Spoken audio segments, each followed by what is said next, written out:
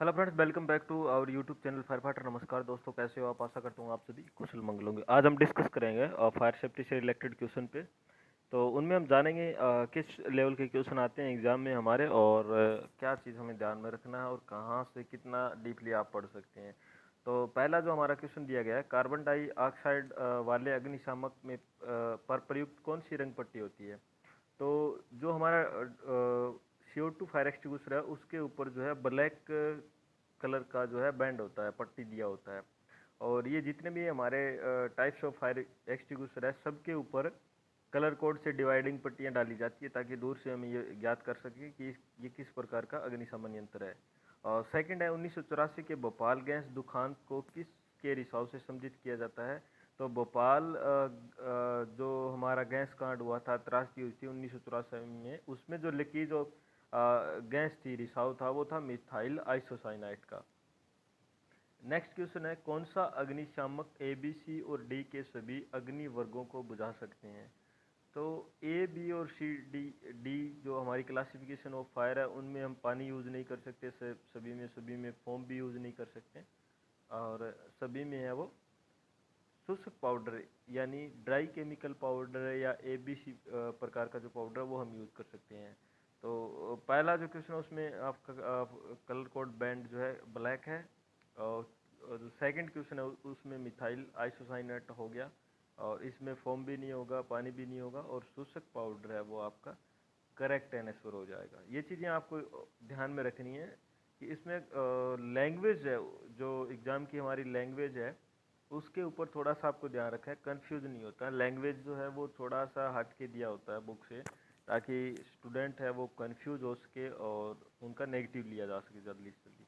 और नेक्स्ट है, आदर रसायन अग्निशामक का प्रयोग ए वर्ग और खालिस्तान की आग को बुझाने के लिए किया जा सकता है।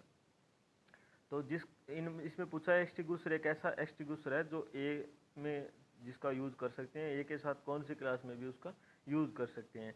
तो आदर रसायन का मतलब ये बता रहा है, शुष्क रसायन का मतलब होता है ड्राई पाउडर, जितना भी सूखा पाउडर, और अदर रसायन का मतलब है वेट केमिकल।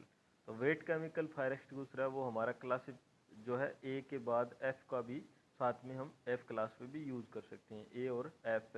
ठीक है, तो इसका करेक्ट आंसर डी एफ हो जाएगा। नेक्स्ट है, पेट्रोल द्वारा लगी आग को बुझाने में किसका प्रयोग नहीं करना चाहिए? तो आप सबको पता ही है, पेट्रोल में अगर आग लगी है तो सर्वप्रथम हमें जल का प्रयोग नहीं करना है, फोम का उपयोग कर सकते हैं, कार्बन डाइऑक्साइड का उपयोग कर सकते हैं, शुष्क पाउडर का भी कर सकते हैं, लेकिन पानी का उपयोग हमेशा हमें पेट्रोल टाइप की आग जो क्लास बी की है उसमें नहीं करना चाहिए। नेक्स्ट है, अग्निशामक को संचालित करते समय हम सब पास का अनुसरण करते हैं, पी का क्या मतलब है, क्या तात्पर्य है, क्या वर्णन है, वो पूछ रहे हैं। तो पी जो है हमारा, जब भी हम फायर एक्सटिंग्विशर ऑपरेट करने का ट्रेनिंग लेते हैं या देते हैं, तो उस समय हम बताते हैं जो पास और रेस हमारा दो मेथड होता है, वैक्यूएशन प्रोसेस का रेस होता है और फायर एक्सटिंग्विशर ऑपरेटिंग का पास होता है। जो सिंपली वर्ड में एक्सप्लेन किया होता है कि ताकि सामने वाला फ्रंटली में समझ जाए कि हमारा जो ट्रेनिंग का मैसेज है वो फॉरवर्ड हो जाए कि इसको कैसे हम ऑपरेट करते हैं, तो ये याद रहे पास। तो पी का मतलब होता है पुल द पिन, इसका करेक्ट ऑप्शन बी सही है, पुल द पिन।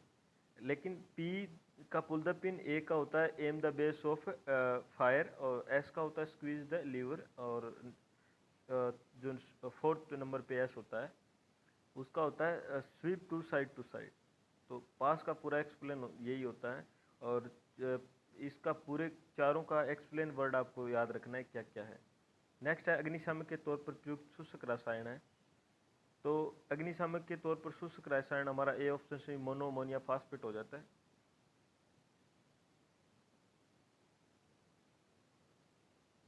यहाँ पे रिएक्टर स्केल का प्रयोग भूकंप के खालिस्तान को मापने के लिए किया जाता है। तो रिएक्टर स्केल है वो भूकंप का जो है किस प्रकार उसका मतलब क्या चीज़, ऊंचाई है, तीव्रता है, आयाम है, परिमाण है, वो नापने के लिए किया जा सकता है।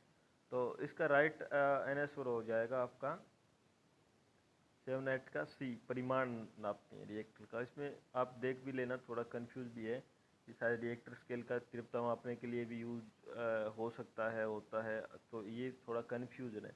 इसका जो है ऑप्शनली एनएसवर की का ऑप्शन सी दिया है, लेकिन मुझे डाउट है थोड़ा सा, इसलिए आप अपने स्तर पर इसको चेक कर सकते हैं। नेक्स्ट है एनडीएमए किस मंत्रालय के अधीन है?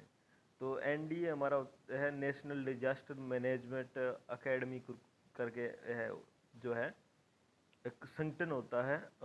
एनडीआरएफ होता है, जो एसडीआरएफ होते हैं हमारी स्टेट लेवल पे, एनडीआरएफ होती है जिसपे सेंट्रल लेवल पे, उसी प्रकार एनडीए में भी एक होती है, जिसका वर्क प्रोफाइल ये रहता है कि कहीं भी डिजास्टर मैनेजमेंट होती है, जैसे लाइक भूकंप, बाढ़, या आपका फिर किसी भवन का कोलैप्स होना, रोड हैवी रोड इंसिडेंट, या फिर कुछ हैवी मात्रा में कहीं केमिकल का रिसाव, जैसे भोपाल त्रासदी होता है, उस प्रकार की कंडीशन में इस डिपार्टमेंट का जो है वर्किंग प्रोफाइल रहता है। और ये जो जिसके अधीन आता है वह गृह मामले, यानी जो भी डिजास्टर होती है वो हमें सबको पता है कि गृह विभाग के अंदर आती है। तो इसका जो एनएसआर होता है वो एनडीएमए का वो गृह मामले, यानी सी ऑप्शन आपका करेक्ट हो जाएगा।